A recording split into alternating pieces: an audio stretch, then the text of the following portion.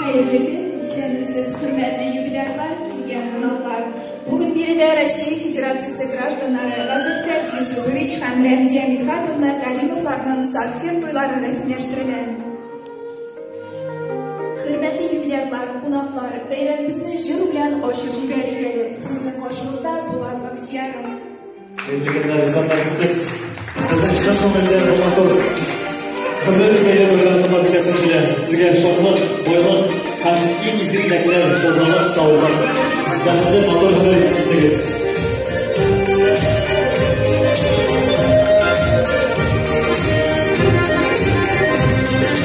Sizlerin şanlı, bizlerin şanlı, birbirine olsa ve olardı.